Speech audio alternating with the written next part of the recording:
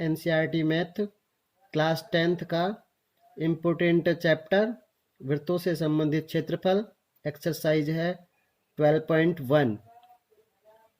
Start करने से पहले आप लोगों को बता दूं, प्लीज़ मेरे चैनल को सब्सक्राइब करें, लाइक करें और शेयर कर दें, जिससे आने वाली वीडियो को आप जल्दी से देख पाएँ। शुरू करते हैं। प्रश्न नंबर 1। दो वृत्तों की त्रिज्याएं क्रमशः 19 सेंटीमीटर और 9 सेंटीमीटर हैं।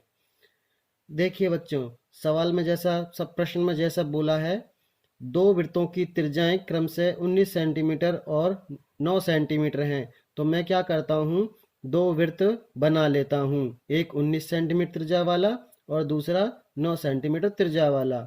आगे पढ़ते हैं। उस वृत्त की त्रिज्या ज्ञात कीजिए जिसकी परिधि दोनों वृत्तों की परिधियों के योग के बराबर है। मतलब सवाल सीधा सीधा बोल रहा है कि दोनों वृत्तों की परिधियों का योग करना है।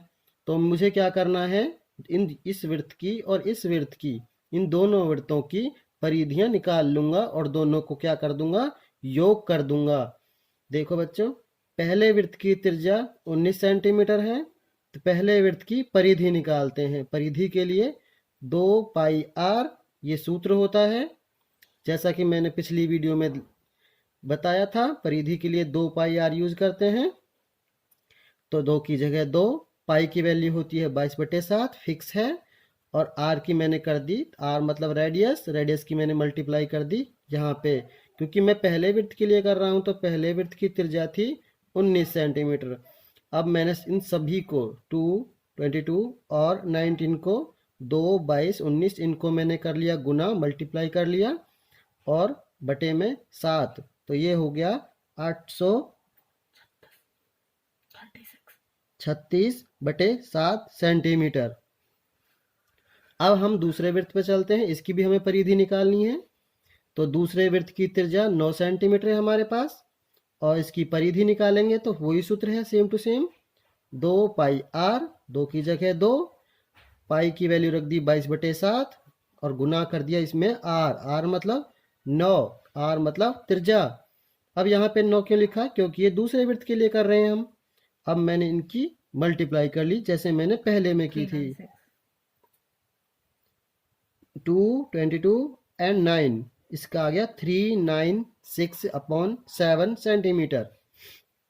जैसा कि सवाल बता रहा था, हमारे परिधि दोनों वृत्तों की परिधियों के योग के बराबर है। तो मुझे क्या करना है, अब इन दोनों का योग करना है। मैंने लिखा परिधियों का योग दोनों वृत्तों की 836/7 जमा 396/7, इन दोनों को मैंने कर लिया जोड़, इसका आ गया 1232/7 सेंटीमीटर।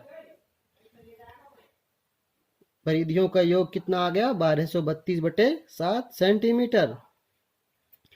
अब दोनों वृत्तों की कुल परिधि आ गई हमारे पास 1232/7 सेंटीमीटर। अब देखो, परिधि निकाल रहे हैं हम, क्योंकि परिधि आई है ये सारी, तो मैं परिधि का सूत्र लगा के इसके बराबर कर देता हूँ। परिधि के नीचे परिधि और इस जितनी दे रखी है वो, मैं इस परिधि को, कुल परिधि को रिप्लेस कर रहा हूँ 2 पाई आर से, मतलब इसे पूरी बदल रहा हूँ 2 पाई आर से।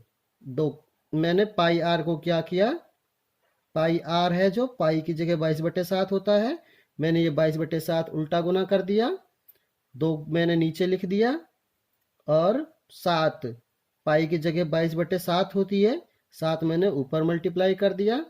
अब मैंने इन्हें काट दिया, काटने से मुझे मिला 28 सेंटीमीटर। 28 सेंटीमीटर क्या मिला मुझे, आर मिली। आर क्या थी, त्रिज्या, और त्रिज्या कौन से थी, इस बड़े वाले वृत्त की, जो इन दोनों वृत्तों को खोलकर बनाई गई थी, इन दोनों की परिधियों को जोड़कर बनाई गई थी। अब देखते हैं इस एक्सरसाइज का सेकंड क्वेश्चन, दूसरा प्रश्न। दो वृत्तों की त्रिज्याएं क्रमशः 8 सेंटीमीटर और 6 सेंटीमीटर हैं। मेरे पास दो वृत्त हैं, जैसा कि प्रश्न में बताया हुआ है। एक वृत्त की त्रिज्या है 8 सेंटीमीटर और दूसरे वृत्त की त्रिज्या है 6 सेंटीमीटर। अब कह रहा है वो उस वृत्त की त्रिज्या ज्ञात कीजिए जिसका क्षेत्रफल दोनों वृत्तों के क्षेत्रफल के बराबर है। मतलब इन दोनों का क्षेत्रफल जितना भी है, क्षेत्रफल बोलते हैं इन वृत्तों ने जो भी हिस्सा इनके अंदर समाया हुआ है। ज़्यादा डिटेल के लिए आप मेरे पुरानी वीडियो को देख सकते हैं, वृत्त वाली को। तो जितना भी इन्होंने क्षेत्रफल, जितना भी हिस्सा समाया हुआ है, इस पूरे समाये हुए हिस्से को मैं जोड़कर एक बड़ा हिस्सा बनाऊंगा, तो मुझे उसका क्षेत्रफल चाहिए। कैसे करते हैं देखो, पहले लिखते हैं पहले वृत्त की त्रिज्या 8 सेंटीमीटर है और पहले वृत्त का क्षेत्रफल कितना हो जाएगा, मुझे पता होना चाहिए कि पहले इसका क्षेत्रफल कितना है और इस वाले का क्षेत्रफल कितना है। फिर मैं क्या करूंगा, इन दोनों वृत्तों के क्षेत्रफल को जोड़ दूंगा, तो वो ज़्यादा बड़ा क्षेत्रफल वाला एक वृत्त बन जाएगा, उसकी मैं त्रिज्या निकाल दूंगा। तो कैसे करते हैं, पहले वृत्त का क्षेत्रफल निकाला मैंने। क्षेत्रफल के लिए सूत्र लगाते हैं पाई आर स्क्वायर। पाई की वैल्यू 22/7, आर स्क्वायर मतलब त्रिज्या की 2 बार मल्टीप्लाई। 8 8 इन दोनों की मैंने मल्टीप्लाई कर दी और 22 से मल्टीप्लाई कर दिया।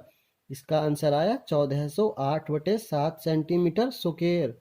सेम टू सेम करूंगा मैं दूसरे वृत्त के लिए। इस वाले वृत्त के लिए दूसरे वृत्त की त्रिज्या 6 सेंटीमीटर है, दूसरे वृत्त का क्षेत्रफल pi r square. Same to same, pi की जगह 22/7, आर स्क्वायर की मतलब 6 की 2 बार गुना। सबका मैंने गुना कर लिया, 22 की 6 से गुना, फिर जो आया उसका 6 से गुना, ये आ गया 792/7 सेंटीमीटर स्क्वायर।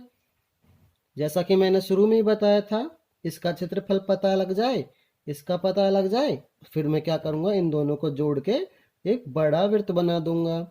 जोड़ने का मतलब जोड़ी करूंगा मुझे दोनों वृत्तों का क्षेत्रफल का कुल योग 1408 पहले वाले का बटे 7 जमा 792/7 दूसरे वाले का सेंटीमीटर स्क्वायर। दोनों वृत्तों का कुल क्षेत्रफल आ गया 2200/7 सेंटीमीटर स्क्वायर। जैसा कि मैंने पिछले क्वेश्चन में किया था, अगर मुझे बड़े वाले का क्षेत्रफल निकालना है तो मैं क्षेत्रफल का सूत्र लगाऊंगा पाई आर स्क्वायर 2200/7।